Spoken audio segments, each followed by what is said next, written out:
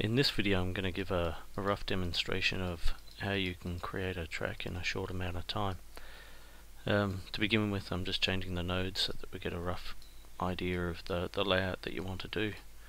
Then just go around and add a little bit of height. You'd obviously probably take more care than I am in doing that, but for this demonstration I'm going to rush through things fairly quickly. So here I've created a track. It's 3.3 kilometers long.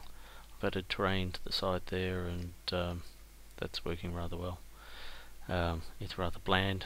You'll want to do that just for testing your track out a number of times. You'd export it out to R factor just by doing that, and then once you're happy with the layout, you want to change the camber of the track. You can do that by adding more pieces there, so we can change the camber to be really steep in the corners and flatten out on the edges.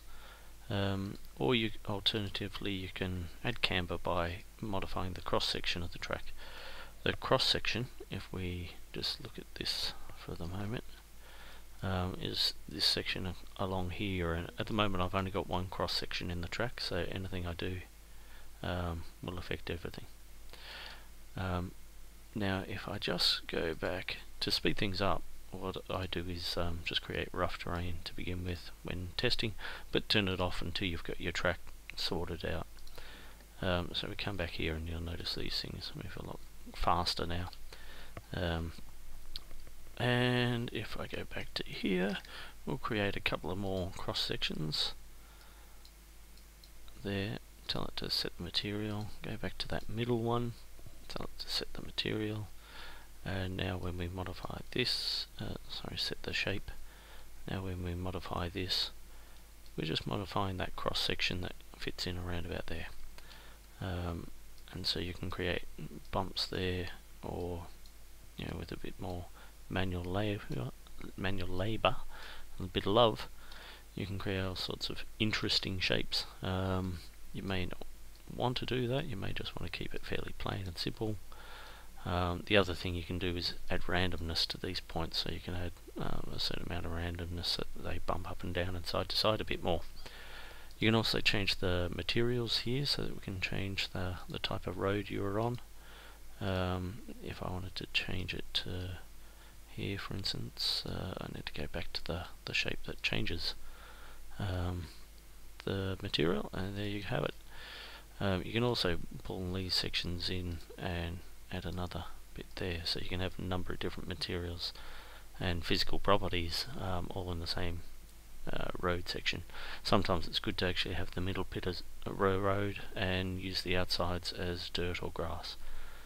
I'll just pull it all back to the one for now. So once you've done your shape, then you want to add terrain. This time I'll do it with a bit more bumpiness and a bit more to the sides. Create that and switch back to this view quickly because we want to do the inside. I'm just going to select all the anchor points there and set this to about 5, this to about 50%. Again, I'm doing this very roughly for the purpose of the demonstration. May want to move these anchors about so that we don't have so many sharp bits.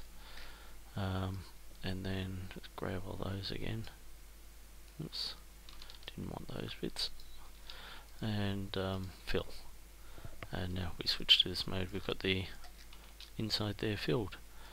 You could actually edit in this mode. If we're in move anchors mode, we can hold shift and Y and move those up and down. You see all of that a little bit better when you've got the wireframe on, so you can see all of this terrain here can be moved up and down.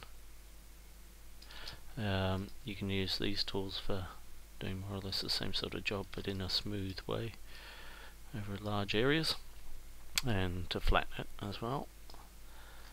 And then you can use materials and give them a bit more colour and detail by using a background image to blend with. I've already got one loaded, so there it's turned up to show you how it looks. 40% is probably good enough. Then we can add some walls. Let's just go to the part that we're going to drive to. Just look for the black dot, that's where we started off our track, so if we just jump to that section there, that's it, and we'll create some walls.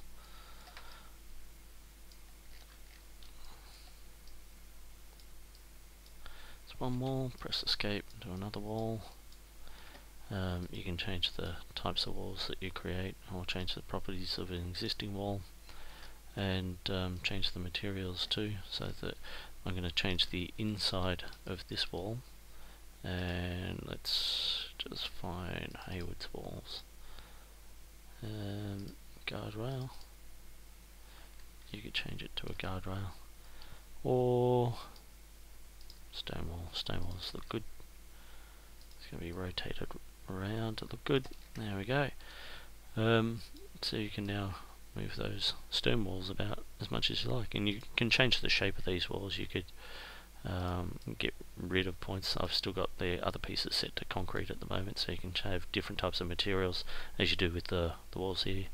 You can change the shape here as well, so you can add more variety, and you can make large rock walls that go along the side of the road if you like, using this method. Next up, you'd want to add objects.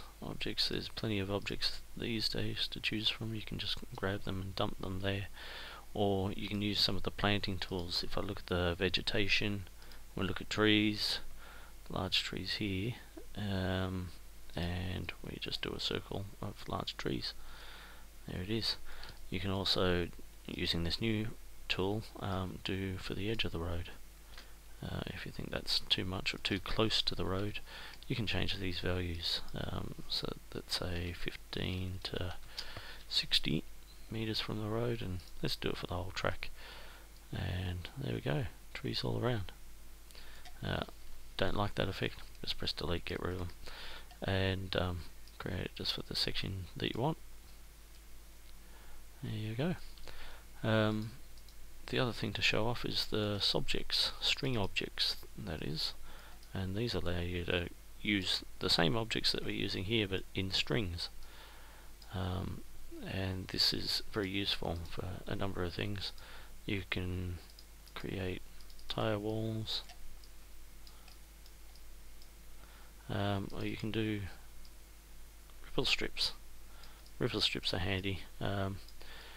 If you I'll just get rid of that and we'll move up on a curve here. Putting a three-dimensional ripple strip in a curve is difficult work, but with BTB you can do it fairly easily.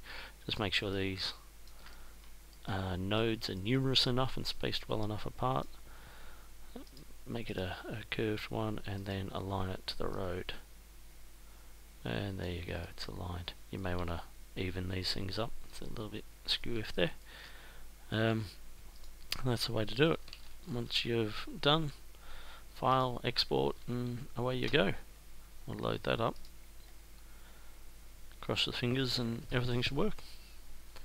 Version 0.8 of BTB is going to include cross sections, or more work with cross sections, so that you can edit it in the 3D window, and hopefully that will be a couple of months away.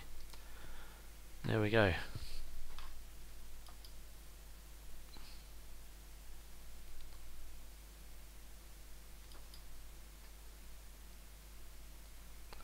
Let's move up to the ripple strip here.